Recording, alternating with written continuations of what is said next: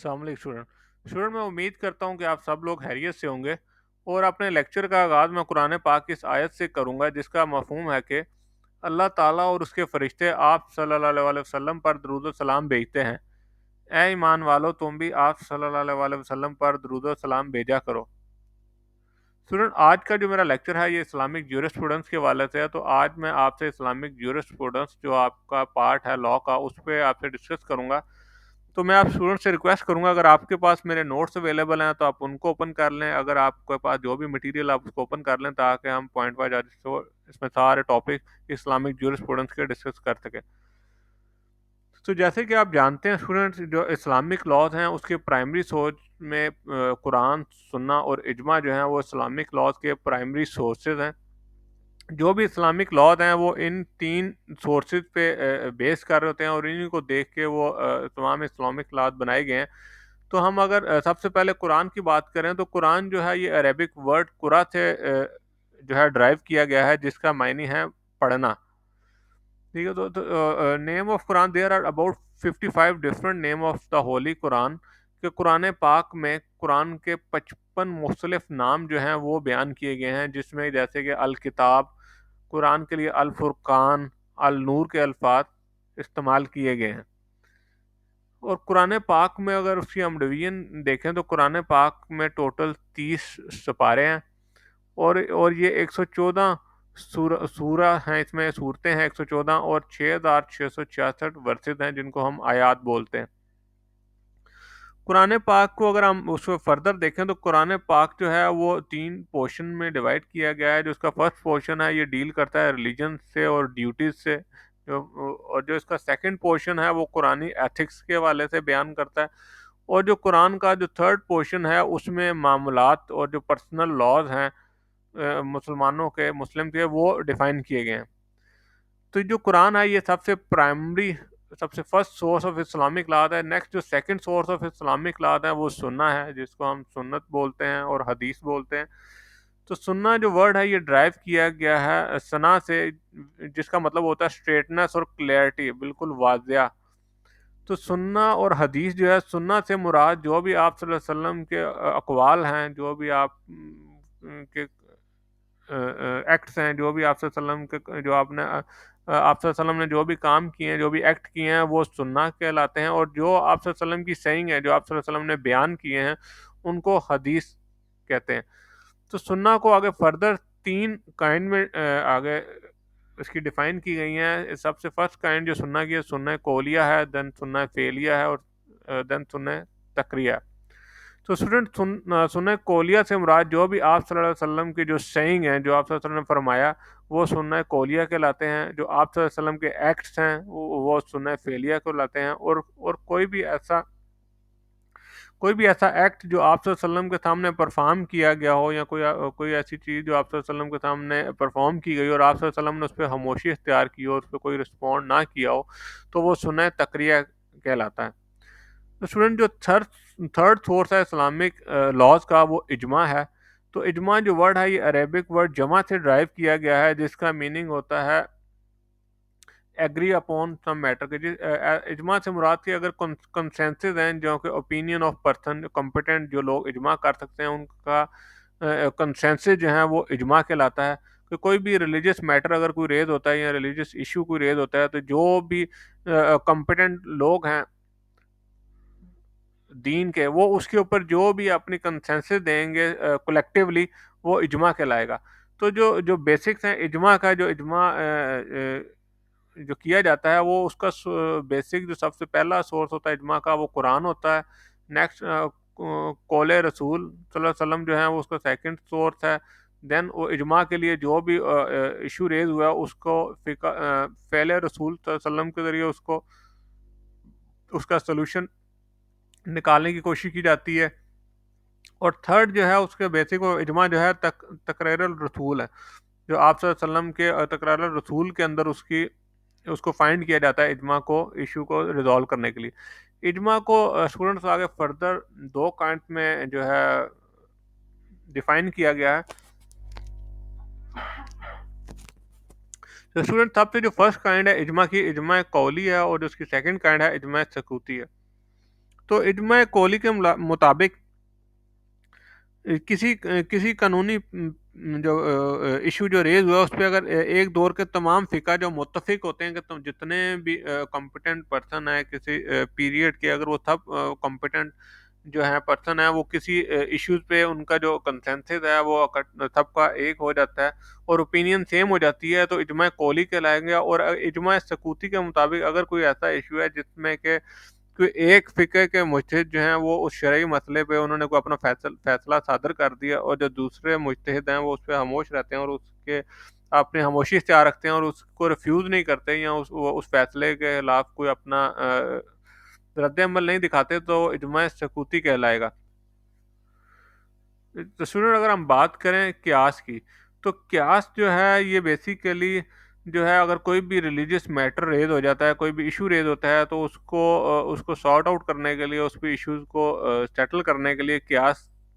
کا سہارا لیا جاتا ہے۔ تو قیاس کے مطابق ایسا قانونی مسئلہ ہے جس سے مماثلت کے تحت پہلے کوئی آیت یا حدیث موجود ہو تو اس کے لیے قیاس کیا جاتا ہے۔ تو قیاس کی فور آگے فردر اس کو آپ کہیں، اس کے ایلیمنٹس ہیں، فور اس کی کائنڈ ہیں، جس میں سب سے پہلا اصل ہے، پھر سیکنڈ کائنڈ فر ہے، الہ ہے، اور حکم الاصل ہے۔ اصل کے مطابق کوئی بھی ایسا ایشو جو کہ ریز ہوتا ہے اور اس کے بارے میں بڑا کلیئرلی پہلے سے کوئی قرآن اور حدیث میں بیان کر دیا گیا ہے تو وہ اصل کہلائے گا۔ فر کے مطابق اگر کوئی بھی ایسا ایشو ریز ہوتا ہے اور اس کے ریلیونٹلی پہلے آلریڈی قرآن میں کوئی حدیث، قرآن میں کوئی آیت بیان کی گئی ہے اور اس کے لیے کوئی حدیث یا موجود ہے، تو اس کو فرق کہلائیں گے، فرق کہیں گے۔ تو اس کی میں اگر آپ سے اگزامپل شیئر کروں تو جیسے کہ آپ جانتے ہیں کہ مسلمانوں پہ زکوٰۃ فرض کی گئی ہے اور قرآن پاک میں بڑے کلیئر الفاظ میں لکھا گیا ہے کہ جس شخص کے پاس 30 گائے ہوں تو اس پہ زکوٰۃ فرض ہوتی ہے۔ اب اگر کوئی شخص یہ کہتا ہے کہ میرے پاس تو 30 گائے نہیں ہیں، میرے پاس تو 30 بھینسیں ہیں، تو میرے بارے میں تو اس میں نہیں بیان کیا گیا، تو اس سلسلے میں قیاس کیا جائے گا اور یہ دیکھا جاتا ہے کہ بھینس اور جو گائے ہیں وہ بیسیکلی سملیرٹی رکھتی ہیں، چار پاؤں والے جانور ہیں اور سیم دودھ دینے والے جانور ہیں اور سیم ان کی ریلیونسی بالکل ایک جیسی ہے۔ تو اس کے مطابق، قیاس کے مطابق، جو بھی حکم جو ہے وہ گائے کے لیے اللہ تعالیٰ نے نازل کیا ہے، وہی حکم جو ہے وہ اونٹ پہ بھی لاگو ہوگا اور وہی حکم بھینس پہ بھی لاگو ہوگا۔ ٹھیک ہے، نیکسٹ ہم اس کی جو نیکسٹ کائنڈ ہے الہ کی بات کریں، تو الہ کے مطابق اگر بھی کوئی ریلیونسی پائی جاتی ہے کسی بھی ایشو میں، تو اس کے حوالے سے جو ہے وہ الہ جو ہے، جو قیاس جو ہے الہ کے تحت قیاس جو ہے وہ کیا جائے گا۔ تو اس کے مطابق اگر میں آپ کو اس کا بیان کروں کہ جیسے کہ آپ جانتے ہیں کہ جانوروں کے اوپر اگر اللہ تعالیٰ نے فرض کیا گیا ہے، زکوٰۃ فرض کی ہے جس کے پاس مال مویشیوں، تو مال مویشیوں میں آپ جتنے بھی دوسرے جانور جیسے کہ گائے اور بھینس کی میں نے آپ کو ایگزامپل دیا، کوئی شخص ہے جس کے پاس بکریاں ہیں یا جس کے پاس بھیڑیں ہیں، ٹھیک ہے، تو وہ بھی اس کے اوپر بھی جو لاز ہیں، اسلامک لاز، ویسے انفورس ہوں گے جیسے کہ گائے اور بینس کے اوپر انفورس ہوتے ہیں، کیونکہ ان میں ریلیونسی ہے وہ سیم، کیونکہ وہ بھی مویشی ہیں، وہ لوگ پالتے ہیں اپنے گھر میں اپنی ضروریات پوری کرنے کے لیے، تو اس لیے وہ سیم جو لاز ہیں، اسلامک لاز، وہ بھیڑ بکریوں پہ بھی ویسے انفورس ہوں گے۔ نیکسٹ ہم بات کرتے ہیں حکم الاصل کی۔ حکم الاصل کے مطابق کہ جب بھی ایک چیز جو ہے وہ اللہ تعالیٰ نے بڑی کلیئرلی بیان کر دی گئی ہے اور اس میں کسی قسم کا بھی کوئی ابہام یا ایمبیگوٹی یا کسی قسم کا بھی کوئی ڈاؤٹ نہیں ہے، تو وہ حکم الاصل کہلائے گا، جس کی اگر میں آپ سے اگزامپل شیئر کروں تو آپ کے علم میں ہے کہ اللہ تعالیٰ نے قرآن پاک میں بڑے واضح الفاظ میں ایک آیت بیان کر دی کہ جب بھی اے مومنو، جب بھی تم جمعے کی اذان سنو تو اپنے کاروبار ترک کر کے نماز کی طرف، مسجد کی طرف رخ کرو، یہ تمہارے حق میں بہتر ہے۔ تو اب اللہ تعالیٰ نے بڑا کلیئرلی بیان کیا کہ جب بھی جمعے کی نماز اذان دی جاتی ہے تو تمام مومنین کو اس چیز کا حکم دیا گیا ہے کہ وہ اپنے کاروبار جو ہے حید و فروخت ترک کر دیں اور نماز کا رخ کریں۔ اب اس میں اگر کوئی شخص اس چیز کا کو کہتا ہے، کوئی شخص اس چیز پہ گراؤنڈ لیتا ہے کہ جی جو آیت اتری ہے یہ تو بیسیکلی کاروبار کے حوالے سے ہے، میں تو ایک نوکری پیشہ آدمی ہوں یا میں ایک زمیندار ہوں، میں تو زمینداری کرتا ہوں، میں تو کھیتی باڑی کرتا ہوں، تو یہ میرے بارے میں اس میں بیان نہیں کیا گیا، جبکہ اسی چیز کو بڑا کلیئرلی قیاس میں اس بات کو کلیئر کیا گیا ہے کہ اگر کوئی شخص جو ہے وہ بیسیکلی اللہ تعالیٰ نے جو آیت نازل فرمائی ہے وہ تمام مومنین کے جو بھی کسی قسم کے کاروبار یا کسی بھی ایسے معاشی معاملے میں انوالو ہیں، ان سب کو حکم دیا گیا کہ وہ اس بھی معاملے کو اپنا ترک کر کے ختم کر کے اور نماز کا رخ کریں۔ لیکن اس میں اسٹوڈنٹ ایک چیز آپ کو کلیئر کر دوں کہ کچھ ایسی ایکسیپشن ہیں کہ جو جن کے اوپر قیاس نہیں کیا جا سکتا ہے. جیسے کہ اگر میں آپ کو اگزامپل دوں تو اللہ تعالیٰ نے مومن مردوں کے لیے 4 شادیوں کو ایک وقت میں 4 شادیوں کی اجازت دی ہے، اور 4 سے زیادہ شادیاں کوئی بھی مومن مرد کو کرنے کی اجازت نہیں ہے ایک وقت میں. تو اگر ہم دیکھیں تو آپ صلی اللہ علیہ وسلم پہ اس قانون کا اطلاق نہیں ہوتا تھا. آپ صلی اللہ علیہ وسلم پہ اس چیز کی بائنڈنگ نہیں تھی اللہ تعالیٰ کی طرف سے کہ آپ صلی اللہ علیہ وسلم جو ہے وہ 4 سے زیادہ شادیاں بھی ایک وقت میں کر سکتے تھے. اب کوئی شخص ایسی جو ایکسیپشنل کیس ہے جو کہ صرف آپ صلی اللہ علیہ وسلم کو اللہ تعالیٰ نے اس چیز کی اجازت دی تھی، اور اس کے اوپر قیاس کرے دی کہ آپ صلی اللہ علیہ وسلم کو اجازت ہے تو باقی جو مسلمان ہیں ان کے اوپر بھی ہونا چاہیے. تو اس قسم کا بڑی سختی سے ممانعت ہے کہ جو بھی قوانین ہیں وہ آپ صلی اللہ علیہ وسلم کے لیے جو ایکسیپشن ہیں وہ دوسرے جتنے بھی مسلمان ہیں ان کے اوپر کے لیے وہ انفورس نہیں ہوتی. نیکسٹ ہم بات کرتے ہیں، نیکسٹ ہے استحسان کی. تو استحسان means something toward which one is inclined or which one prefer even if it is not approve by other. تو اس کو اگر میں آسان الفاظ میں آپ سے بیان کروں تو کوئی بھی ایسا قانونی مسئلہ Islamic religious point of view سے کہ جس کا حل قیاس میں نہیں ملتا اور اس کا سلوشن نہیں نکلتا، تو اس کے لیے استحسان کیا جاتا ہے. لیکن یہ چیز میں آپ کو یہاں پہ بتاتا چلوں کہ یہ جو استحسان ہے یہ صرف حنفی اسکول آف تھاٹ جو ہیں وہ اس کے اوپر بلیو کرتے ہیں، باقی جتنے بھی اسکول آف تھاٹس جو ہیں وہ اس کے اوپر بلیو نہیں کرتے. تو اس کی اگر میں آپ سے اگزامپل دوں کہ اگر کوئی شخص ہے کہ اس نے اللہ تعالیٰ نے بڑا کلیئرلی بتایا اپنے قرآن پاک میں کہ اگر کوئی شخص امانت رکھتا ہے تو اس کی شخص کی امانت واپس اس کو ویسے ہی لٹائی دے جیسے اس نے جس شخص کو دیا وہ اس کو واپس لٹانے کا پابند ہوتا ہے. تو قیاس کے تحت اگر ہم استحسان کے حوالے سے اگر ہم بات کریں تو اس کے تحت اگر کوئی شخص کسی شخص نے کسی دوسرے شخص کے پاس امانتاً اپنے $1000 جو ہیں وہ امانتاً رکھوائے ہیں، اور کل کو جس شخص نے امانت لکھوائے ہیں وہ اسے ڈیمانڈ کرتا ہے، تو وہ جو باقی اسکول آف تھاٹس ہیں وہ کہتے ہیں جی کہ ان کے مطابق اگر جو بھی امانت رکھوائی گئی ہے وہ اگر $1000 رکھوائے گئے ہیں تو واپس ریٹرن میں بھی $1000 ہی ریٹرن کرنے کا پابند ہے جس شخص کے پاس امانت رکھوائی گئی ہے. جبکہ جو حنفی اسکول آف تھاٹس ہیں ان کے تحت وہ استحسان کے مطابق وہ کہتے ہیں جی کہ اگر $1000 رکھوائے ہیں تو اس کے متبادل یا اس کے ریٹرن میں اگر $1000 نہیں تو اس کے پی کے آر جو بھی کنورژن اس کی بنتی ہے وہ جس کے پاس امانت رکھوائی گئی ہے وہ اس کو دینے کا پابند ہے، یا جو بھی اس مالیت کی کوئی بھی چیز جو ہے وہ اس کو واپس ریٹرن کرنے کا پابند ہوتا ہے. نیکسٹ ہم بات کرتے ہیں اتحاد کی. تو اتحاد جو ہے یہ بھی ایک سورس ہے اسلامک لاز کا. اگر میں اس کے بارے میں آپ اسٹوڈنٹ نے اکثر ایک واقعہ سنا ہوگا کہ جب آپ صلی اللہ علیہ وسلم نے معاذ بن جبل رضی اللہ عنہ کو گورنر اپوائنٹ کیا یمن کا، اور وہ رخصت لینے کے لیے آپ صلی اللہ علیہ وسلم کے پاس پیش ہوئے، حاضر ہوئے، تو آپ صلی اللہ علیہ وسلم نے ان سے سوال کیا کہ معاذ اگر آپ کو کوئی اسلامی مسئلہ کسی بھی ایشوز پہ اگر آپ کو فیس کرنا پڑ جائے تو آپ اس کو کیسے سالو کریں گے. تو جس پہ حضرت معاذ بن جبل رضی اللہ عنہ نے کہا کہ اے اللہ کے رسول اگر مجھے کوئی بھی ایسا مسئلہ درپیش آ جاتا ہے تو میں اس کی صورت میں اس کا حل